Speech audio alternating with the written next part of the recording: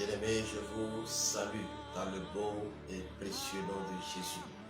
Je suis content de vous retrouver ce soir dans notre programme d'études où Dieu va nous enseigner encore des choses.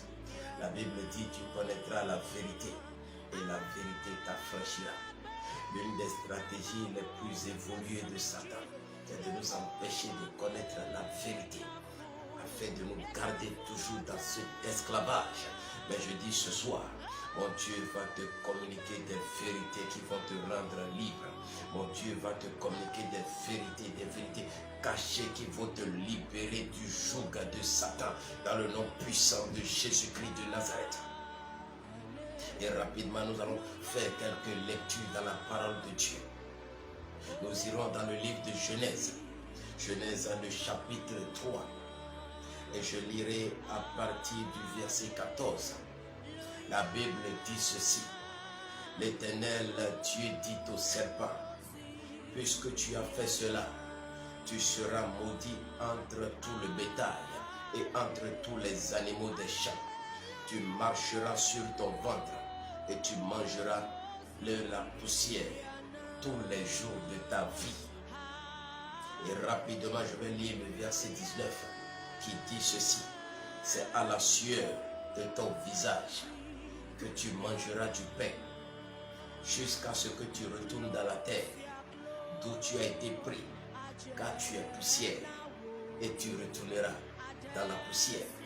Nous allons lire un troisième verset dans Genèse, le chapitre 5, le verset 3, et je fais la lecture. Adam, âgé de 130 ans, engendra un fils à sa ressemblance, selon son image, et lui donna le nom de Seth.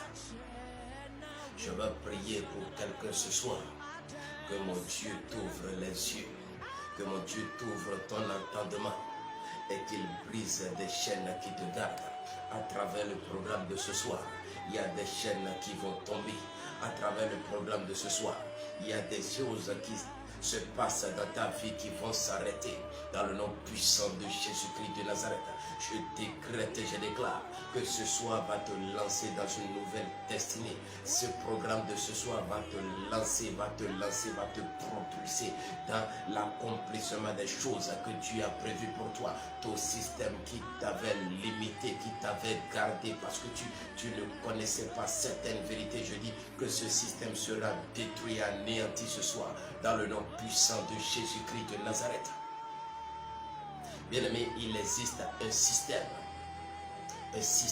avec lequel Satan s'assure d'avoir le contrôle sur toute la création de Dieu.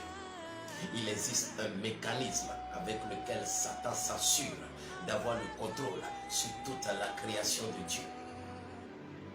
La Bible parle du jardin d'Éden. Il y a tellement de vérités qui sont cachées dans la parole de Dieu. Mais le problème, c'est que Satan travaille dur pour empêcher les gens de connaître ces vérités qui sont cachées. Et Satan les maintient esclaves. La Bible parle du jardin d'Éden. Et dans le jardin d'Éden, Dieu a positionné l'homme. Il a positionné l'homme, il a positionné Adam, il a positionné Ève. Et il a dit: vous pouvez manger de tous les fruits qui sont là. Mais ce fruit-là que je vous indique, vous ne toucherez pas. Et la Bible dit que le serpent s'est présenté. Le serpent s'est présenté avec de la ruse. Et il les a conduits à désobéir à Dieu. Lorsque cette désobéissance a été faite, la réaction de Dieu ne s'est pas fait attendre. La Bible dit que Dieu a prononcé des malédictions. La Bible nous montre que Dieu a maudit Adam et Ève et qu'il a maudit le serpent. Mais regardez la malédiction qui sort. Il dit au serpent: tu mangeras de la poussière tous les jours de ta vie. Il dit au serpent: la poussière sera ta nourriture tous les jours de ta vie. Combien de fois est-ce que vous avez vu le serpent manger de la poussière? Combien de fois est-ce que vous avez vu un serpent avaler de la poussière? prendre, rentrer, mettre sa tête dans le sable et laper de la poussière pour se nourrir. Combien de fois est-ce que vous avez vu cela? C'est un problème spirituel. C'est une vérité spirituelle. Il dit à l'homme, tu es poussière. Et tu retourneras poussière parce que c'est de la terre que tu as été pris, c'est de la poussière que tu as été retiré. Alors tu retourneras à la poussière. Mais dans le même temps, il dit au serpent, c'est de cette poussière-là que tu vas te nourrir tous les jours de ta vie. Quelque chose venait de se produire. Lorsque Dieu a créé l'homme, il lui a donné le contrôle sur toute puissance. Il a dit, tu domineras sur tous les serpents et sur toute la puissance de l'ennemi. Mais lorsque le péché est intervenu, les choses ont été inversées. La puissance a changé de camp. L'autorité a changé de camp. L'homme qui avait la domination sur la création, la domination sur les serpents, à partir du péché, le pouvoir a changé de camp. Et maintenant, la puissance a été donnée au serpent. Et on a dit au serpent, l'homme est poussière. Il retournera à la poussière. Mais toi, tu te nourriras de la poussière tous les jours de ta vie. La puissance venait de changer de camp. L'autorité venait de changer de camp. Le serpent qui représente la puissance de l'ennemi venait de prendre le contrôle qui était initialement donné à l'homme. Voilà ce que le péché a fait dans le jardin d'Éden. Le serpent s'est présenté et par la ruse, il les a conduits dans ce système de choses où le serpent qui représente le diable a pris le contrôle, a repris l'autorité de la main de l'homme. Le serpent est devenu le propriétaire, le chef de l'homme. Il a pris le contrôle, il a pris l'autorité. L'autorité a changé de camp à cause de la désobéissance. Mais regardez ce qui se passe. Dieu les a fait sortir du jardin. Il a chassé Adam et Ève du jardin. Lorsque Adam et Ève sont sortis du jardin, le serpent ne les a pas rejoints. Bien aimé, il y a des choses que tu dois comprendre. Le serpent ne les a pas rejoints. Le serpent a été maudit. Mais lorsque Adam et Ève ont été renvoyés du jardin, le serpent n'est plus allé les voir parce que la mission était déjà accomplie. Il y a des choses que beaucoup de gens ne comprennent pas. Il y a des choses que les gens ne savent pas. À partir du moment où il y a eu ce scénario dans le jardin d'Éden, le serpent n'est plus allé voir l'homme. Satan ne s'est plus présenté à l'homme. Parce que le système que Dieu veut enseigner ce soir, ce système était déjà en marche. Il existe ce mécanisme par lequel Satan s'assure d'avoir le contrôle sur toute la création de Dieu. Il existe ce système que Satan a mis en place. Et à partir de ce système, il est sûr d'avoir le contrôle sur toute la destinée. La Bible a parlé dans Genèse le chapitre 5 verset 3. La Bible a parlé de Seth qui était descendant d'Adam et Ève. Seth est venu au monde. Mais la précision qui est donnée est une précision dangereuse. L'homme a été fait à l'image et à la ressemblance de Dieu. Mais à partir du moment où Adam et Ève ont désobéi, lorsque Adam et Ève donnent à nouveau naissance, Seth vient à la vie. Mais Seth n'est plus à la ressemblance et à l'image de Dieu. Mais Seth est maintenant à la ressemblance et à l'image d'Adam. Attention. L'original a été infecté.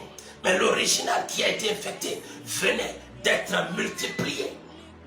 Adam, maintenant frappé de la malédiction à cause du péché.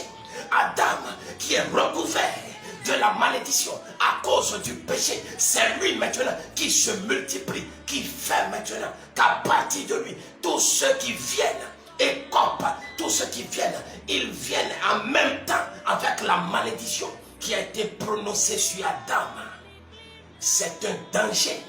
Le serpent qui s'était présenté à Adam et Ève, ce serpent ne se présente plus à Seth. Pourquoi? Parce qu'il n'a plus de travail à faire. La mission est déjà accomplie. Écoute-moi très bien. Il faut que tu comprennes comment le monde des ténèbres fonctionne. Satan ne se présente pas à tout le monde, mais il se présente à des personnes clés. Satan n'a pas le temps d'attaquer tout le monde. Il n'est pas omniprésent, il n'est pas omnipotent, il n'est pas omniscient, il n'a pas toutes les capacités, il n'est pas présent à tout moment, à tout endroit, non. Alors, il ne peut pas gaspiller son énergie. Alors, il s'attaque à ce système-là, le système des personnes clés.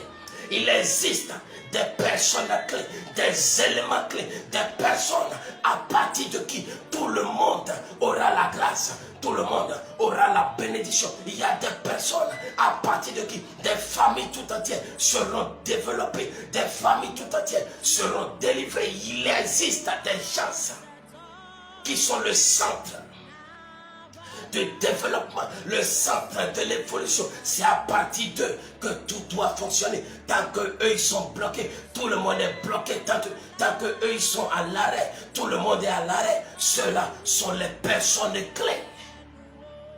Et Satan connaît ce système. Alors il se dit, si je veux avoir le contrôle sur la création de Dieu, il suffit d'attaquer les personnes clés. Dès que j'ai le contrôle sur ces personnes clés, alors j'ai le contrôle sur toute la création de Dieu. À partir du moment où le serpent reprend maintenant le pouvoir de la main des hommes, ce qui fait qu'il a la capacité, sur instruction, sur la malédiction de Dieu, il a la capacité d'avoir un contrôle sur la création. À partir de ce moment, il ne se présente plus à Seth. Il ne se présente plus aux autres descendants d'Adam et Ève, parce qu'il se dit, ce n'est plus nécessaire. J'ai déjà pris le contrôle. J'ai déjà pris le contrôle. Beaucoup de gens, ça ne le savent pas. Il y a des gens ça, qui sont des personnes clés dans ce monde. Des personnes incontournables dans ce monde. La Bible parle de Jésus. Jésus s'est déplacé alors qu'il allait rentrer dans ce village. Il a rencontré cette femme de Sunem. Lorsqu'il l'a rencontrée, il a prophétisé. Il a dit, femme, où est ton mari? La femme a dit, je n'en ai pas de mari. Il dit, tu as bien répondu, tu n'en as pas, parce que en réalité tu en as eu 5 et aucun d'eux n'est ton mari. Lorsque cette femme a reçu cette parole, elle a dit, celui-ci c'est un prophète, ce n'est pas n'importe qui. Et la Bible dit qu'elle a couru, elle est rentrée dans la ville et elle a commencé par appeler le monde. Elle a dit, j'ai rencontré quelqu'un qui m'a dit ce que j'étais, qui m'a dit ce que je représentais, qui m'a dit qui j'étais. C'est un prophète, c'est le Messie qui est là. Et tout le monde a accouru, une seule personne que Jésus a rencontré. Une seule personne. Et par cette seule personne, toute la ville est sortie pour venir rencontrer Jésus. Elle était la personne clé qu'il ne fallait pas manquer. Et c'est cette personne clé-là qui lui a donné la capacité de gérer tout ce monde en quelques instants. Le système des personnes clés, c'est un système qui est très utilisé dans le monde spirituel. Il faut détecter la personne clé. Pour Satan, l'objectif, c'est de faire échouer la personne clé. Et à partir de ce moment, tout le monde est condamné.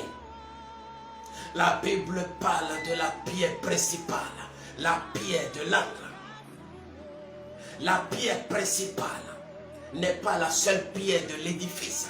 Il y a beaucoup de pierres qui participent à la construction.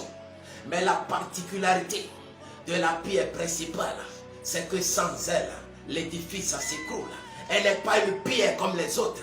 Elle n'est pas un élément de la construction comme les autres. Elle est un élément à part. Nous sommes ensemble, nous fonctionnons ensemble, nous marchons ensemble, mais nous ne représentons pas les mêmes choses dans le monde spirituel. Nous n'avons pas les mêmes capacités, les mêmes instructions et les mêmes choses à accomplir dans le monde spirituel. Les pierres sont ensemble, mais dans cette pierre figure cette pierre-là qu'on appelle la principale de l'angle. Vous pouvez utiliser toutes les autres pierres pour construire l'édifice, mais si la pierre qui est la principale n'est pas mise à sa place, l'édifice va s'écrouler. Et voilà pourquoi elle est appelée la pierre principale, la pierre de l'angle. Il y a des chances. S'ils échouent, tout le monde échoue. S'ils fonctionnent mal, tout le monde fonctionne mal. Si ça ne marche pas pour eux, ça ne marche pour personne. Et ce sont ces gens-là qui sont les personnes clés. Et regardez la malédiction que Dieu a prononcée sur l'homme. Il dit parce que tu as écouté ta femme, à partir d'aujourd'hui, la terre va te produire des ronces. Elle va te produire des épines. C'est à la sueur de ton front que tu mangeras. Voilà une parole que beaucoup de gens ne comprennent pas. Et les gens se maudissent eux-mêmes. Mais ce soir, la grâce de Dieu est disponible. Et la malédiction qui est en train d'agir sur la vie de quelqu'un sera relevée dans le nom puissant de Jésus-Christ de Nazareth.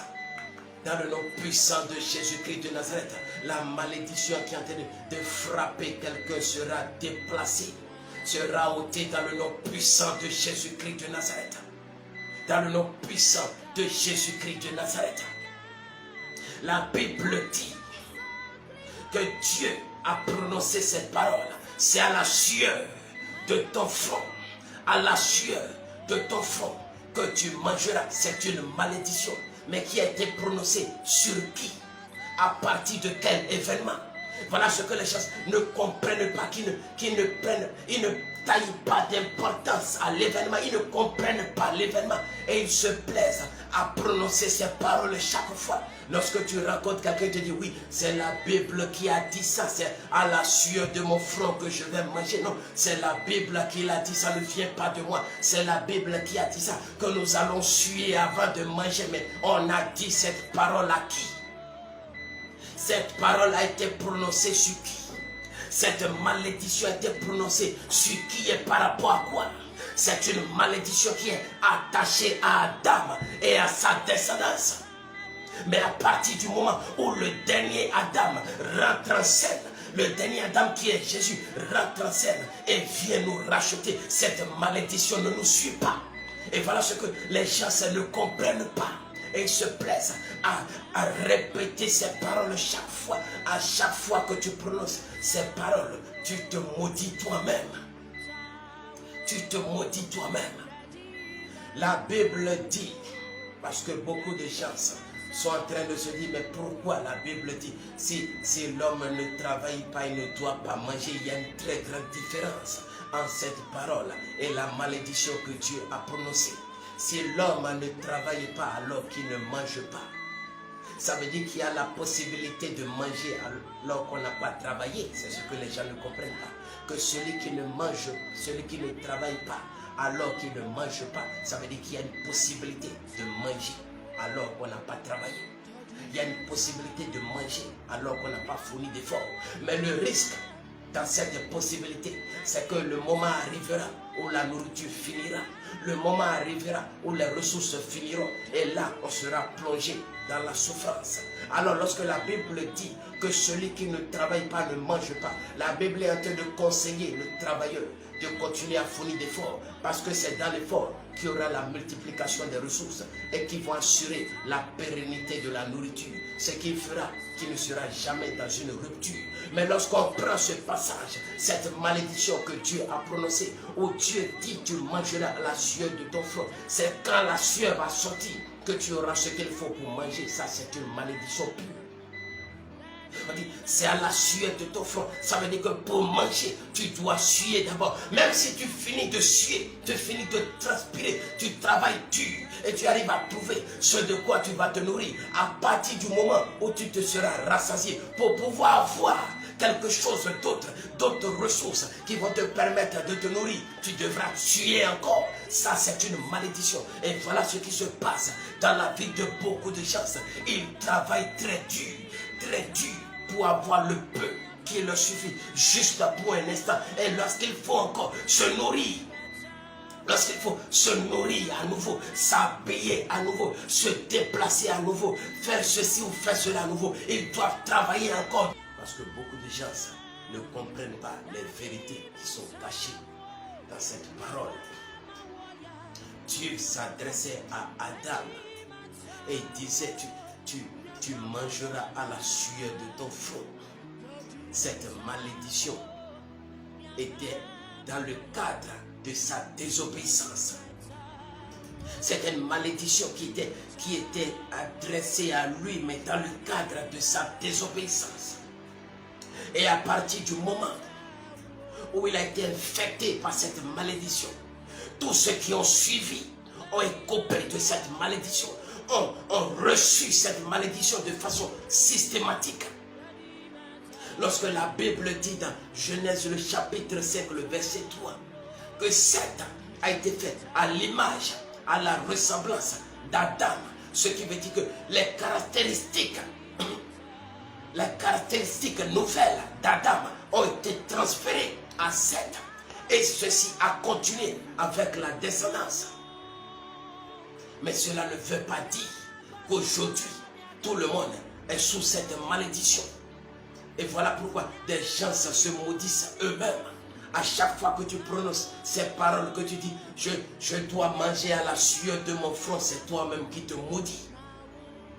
Je vais manger à la sueur de mon front. Tu dis non, c'est Dieu qui a dit ça, c'est Dieu qui a dit ça dans la Bible. C'est écrit blanc sur noir. La Bible dit que nous allons manger à la sueur de notre front. C'est la Bible même qui a dit ça. Mais si vous ne comprenez pas les choses, vous allez vous maudire vous-même. Et beaucoup de gens se sont maudits eux-mêmes. Et aujourd'hui, ils souffrent. Ils souffrent. À partir du moment où Jésus est allé à la croix, à partir du moment où il est allé à la croix et que son sang a été versé sur la croix, que son sang a été mis à notre disposition, tous ceux-là qui acceptent Jésus sont sous le coup de la grâce. Le sang de Jésus les lave, ce qui fait que le péché n'existe plus, la transgression n'existe plus. Mais si le péché n'existe plus, alors il n'y a pas de condamnation.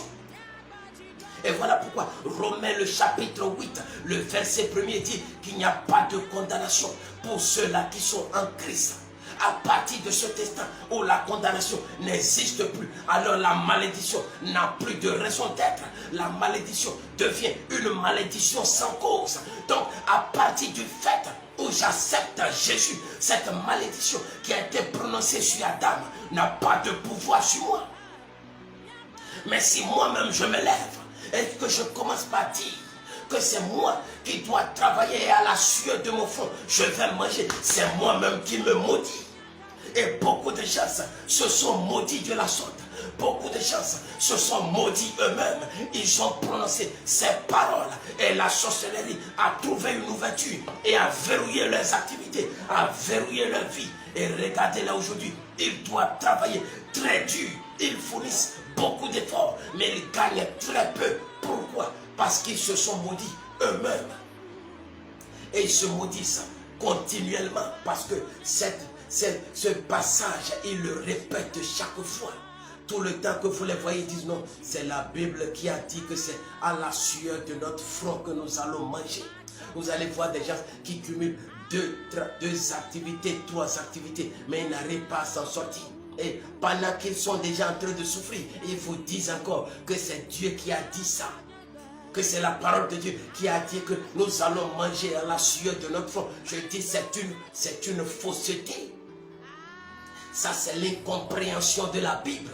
Cette parole s'adressait à Adam Et tous ceux qui sont sortis d'Adam, au temps où Jésus ne s'est pas manifesté, ils ont hérité de cette malédiction. Mais à partir de l'arrivée de Jésus et à partir de son sacrifice, la condamnation n'existe plus. Et à partir de ce instant, tout système qui me met dans cette souffrance et qui fait que je dois transpirer avant de manger, c'est une chose qui est anormale et elle doit s'arrêter maintenant même.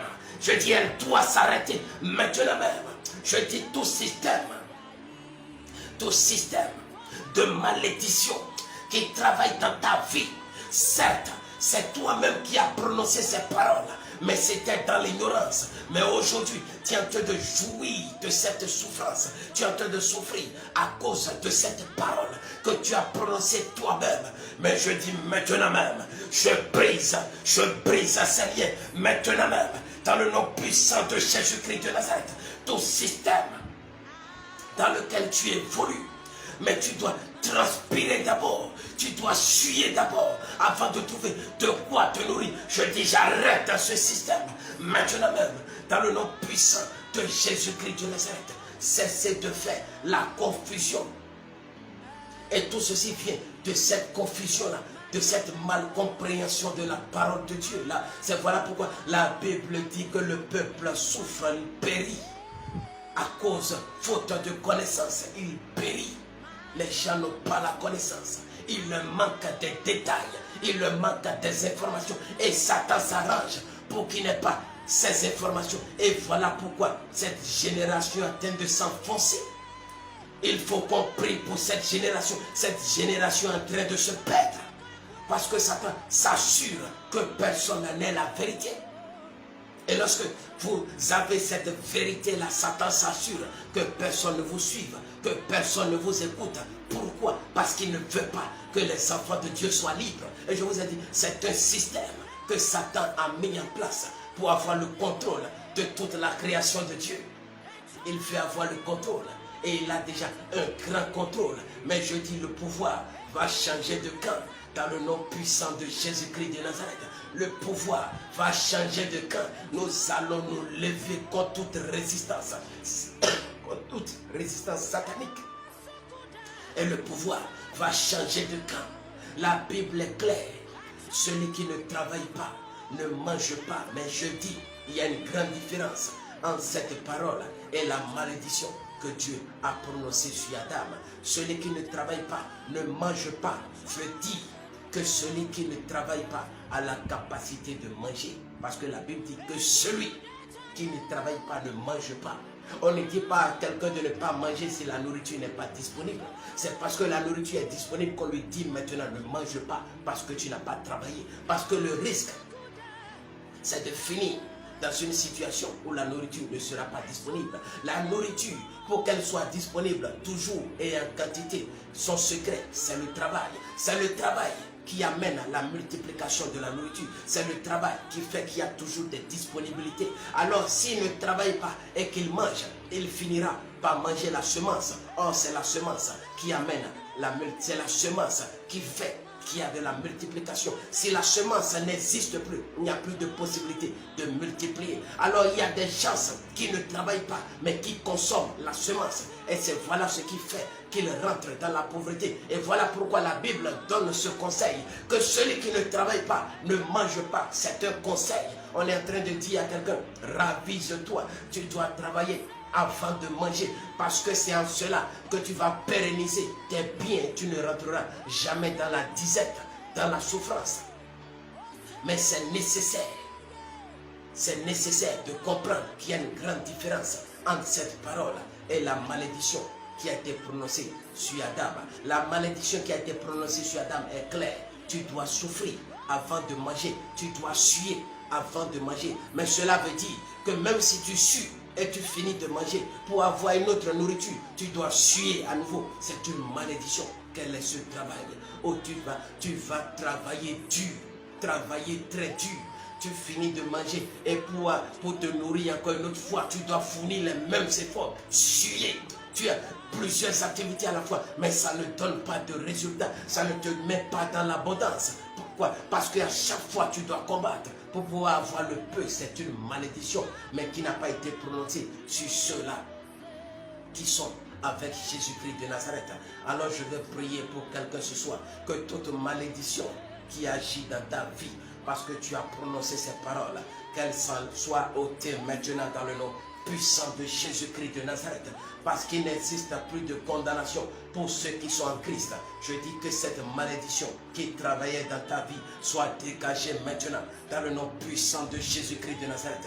Reçois ta délivrance maintenant, reçois ta délivrance maintenant, reçois ta délivrance maintenant. Sois libéré maintenant, sois libéré maintenant, sois libéré de cette parole, sois libéré de cette malédiction, sois libéré de cette parole, sois libéré de cette malédiction dans le nom puissant de Jésus-Christ de Nazareth. Dans le nom puissant de Jésus-Christ de Nazareth. J'ai dit qu'il existe ce système que Satan a mis en place et qu'il lui a su d'avoir le contrôle sur la création de Dieu. Et ce système consiste à attaquer les personnes clés. Voilà pourquoi il s'est présenté à Ève. Ève était la personne clé d'Adam. Écoute-moi très bien. Ève était la personne clé d'Adam. Lorsqu'il a attaqué Ève a pu faire tomber Adam. Mais lorsque les deux ont été renvoyés du jardin, le serpent ne s'est plus présenté à Seth. Pourquoi? Parce que le système était déjà en marche. Mais regardez ce que Satan va faire. Il attend cette fois-ci que Jésus descende sur la terre. Et maintenant, il va se présenter encore à lui avec un système où il veut faire tomber Jésus. Mais pourquoi utilise-t-il ces stratégies? C'est parce qu'il sait que si la personne clé tombe, tout le monde est bloqué, tout le monde est anéanti. Il sait que s'il attaque à Jésus et que Jésus tombe dans son piège, tout le monde est bloqué. Voilà pourquoi il attaque à Jésus. Mais Jésus connaissait le système. Jésus connaissait le système. Jésus savait quelle était sa stratégie. Alors Jésus l'a dégagé. Je veux dire à quelqu'un, il est temps que certaines personnes, parce que tu es une personne clé, il est temps que ce système que Satan a mis en place pour te faire chuter, pour t'arrêter, parce que tu es la personne clé de ta famille, la personne clé dans ce monde, la personne clé dans ton village, dans ton environnement, tout système que Satan a mis en place pour t'atteindre. Je dis que ce système soit renversé maintenant même dans le nom puissant de Jésus-Christ de Nazareth. Regardez ce qu'il fait. Pour se présenter à Ève, il prend la forme du serpent. Il vient sous forme de serpent. Mais la Bible précise que le serpent était l'animal le plus rusé. Satan, pour se présenter à toi, ne viendra pas par un homme qui est bête. Satan ne va pas se présenter à toi en utilisant quelqu'un qui ne réfléchit pas, en utilisant quelqu'un qui ne raisonne pas, en utilisant quelqu'un qui n'a pas d'intelligence. Satan se présentera à toi, mais il utilisera des gens qui ont l'intelligence, qui ont la connaissance, qui ont la sagesse, des gens qui sont assis, qui sont éduqués, afin de t'embrouiller, des gens qui sont capables de justifier leurs propos. Oui, ce sont ces canaux-là que Satan utilise. Et il y a beaucoup dans leur entourage. Ils sont ce genre de personnes, des gens qui peuvent raisonner et soutenir des raisonnements qui sont farfelus, des vérités qui sont des contre-vérités. Ils vont vous dire des choses qui n'ont pas de sens. Mais ils sont tellement intelligents, tellement rusés, tellement malins qu'ils vont justifier ce qu'ils vous disent. Et ce sont ces gens-là que Satan a positionnés un peu partout aujourd'hui pour pouvoir embrouiller la création de Dieu, pour pouvoir embrouiller les enfants de Dieu. Satan les a positionnés un peu partout pour pouvoir infecter la création de Dieu. Mais je dis, le moment est arrivé. Il est temps qu'on arrête avec cet amusement. Et je dis maintenant, toute personne qui est dans ton entourage et qui a été positionnée par Satan pour te faire échouer, toute personne qui a été mise dans ton entourage, toute personne qui a été préparée pour toi, pour venir te faire chuter, comme Adam a chuté, je dis que cette personne soit dégagée de ta vie, maintenant même, dans le nom puissant de Jésus-Christ de Nazareth. Dans le nom puissant de Jésus, pour faire jouer la personne clé quelqu'un sera envoyé nécessairement.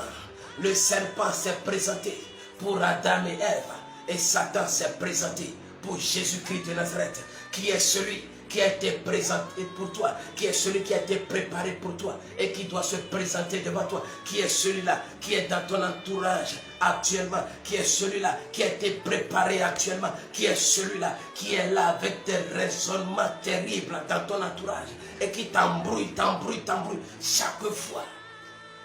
Qui est celui-là? Je dis maintenant même, je le déconnecte de ta vie. Je le déconnecte de ta vie. Je le déconnecte de ta vie. Dans le nom puissant de Jésus-Christ de Nazareth. Je le déconnecte de ta vie. Dans le nom puissant de Jésus-Christ de Nazareth. Je le déconnecte de ta vie. Dans le nom puissant de Jésus-Christ de Nazareth. Reçois ta libération. Reçois ta délivrance. Reçois ta libération. Reçois ta délivrance. Dans le nom puissant de Jésus-Christ de Nazareth. Dans le nom puissant de Jésus-Christ de Nazareth. Voilà pourquoi, lorsque le serpent a fini avec Adam et Ève, il ne s'est plus présenté parce qu'il voyait qu'il avait déjà réussi. Mais lorsqu'il s'est présenté à Jésus, il a échoué. Et qu'est-ce qu'il a fait? La Bible dit qu'il est parti afin de se représenter en un moment favorable. Voilà ce